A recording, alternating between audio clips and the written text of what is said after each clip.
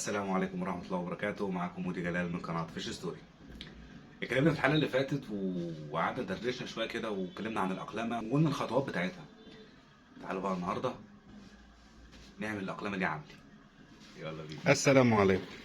زي ما احنا شايفين قدامنا كده، ده حوض العزل او حوض الطوارئ اللي احنا هنحط فيه السمك لمدة 3 اسابيع، شهر ونص، علشان خاطر ما نضطرش ان احنا ننقل لو فيهم مرض ننقلهم للحوض الاساسي بتاعي. وادي السمك اهو، عشان بس ما تقولش انا بضحك عليك. السمك اهو تحت، وادي الكيس اللي هيجي فيه السمك مليان اكسجين، وادي الرابطه بتاعت المحل هتبقى زي دي كده بالظبط. خطوه رقم 1 في الاقلامه، هاخد الكيس ده واحطه على وش الميه كده زي ما انت شايف، وهسيبه 10 دقايق. عدوا اول 10 دقايق هتروح حضرتك زي الشاطر وتجيب كوبايه كده، يعني حاجه من كوبايه الشاي العاديه، او اسرقها من النيش يعني. بس خد بالك يعني وانت بتسرقها لان حد قفشك هيبقى يعني موقفك صعبة جدا، يعني هتتهزق. تمام، هنحطها على جنب. خد بالك برضو وانت شغال يبقى في تحتيك حتة فوطة او حاجة علشان خاطر المية ما تقعش على على الارض وتبهدل الدنيا، وبرضو ما تهزقش نفسك. تمام، هنيجي نفك الرابطة. شيلنا الاستيك، هنفك الكيس. السمك اهو، مش بضحك عليك ولا حاجه. بص حتى في الحوض السمك تحت اهو.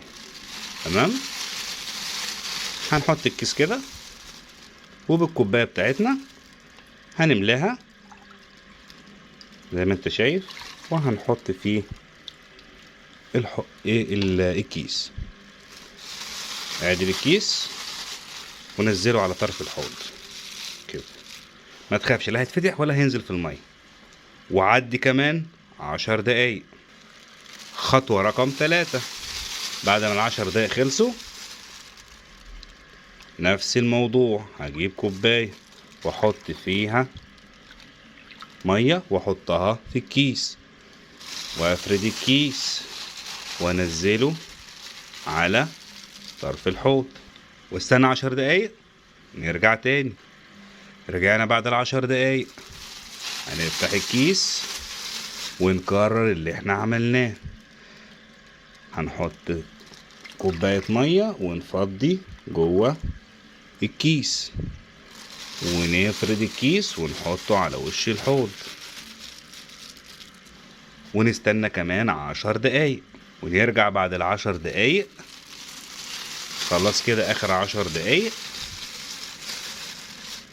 هنفتح الكيس وهنجيب الشبكة بتاعتنا وهنبتدي نجيب السمك. بس خد بالك برضو من الفضلات والحاجات دي، يعني انا بس بعملها لك بسرعة عشان اوريك. صفي المية كويس، نزل السمك في الحوض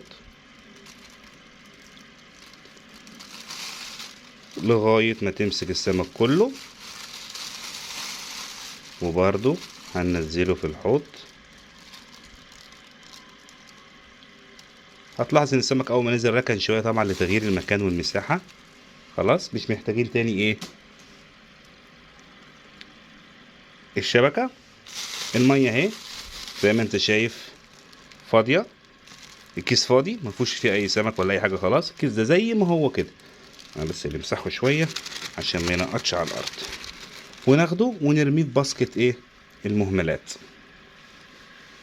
وكده يبقى الاقلامة تمت. وزي ما انت شايف معايا كده السمك نزل الحوض اهو.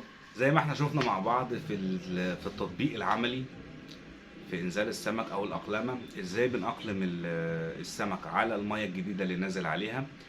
فاول خطوه انا عملتها لما جيت حطيت الكيس مقفول من غير ما احط فيه ميه ولا اي حاجه. اول خطوه دي سبته 10 دقايق في الميه والكيس مقفول علشان خاطر اعادل درجه الحراره، اقرب درجه الحراره شويه اللي جوه الكيس من اللي في الحوض.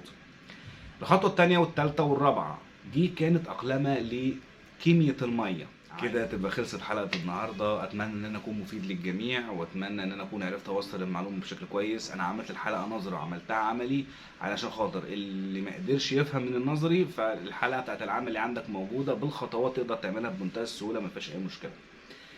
ما تنساش حضرتك ترجع الكوباية في النيش علشان خاطر ما يحصلكش مشاكل. يعني انا برضه هقوم هرجعها دلوقتي.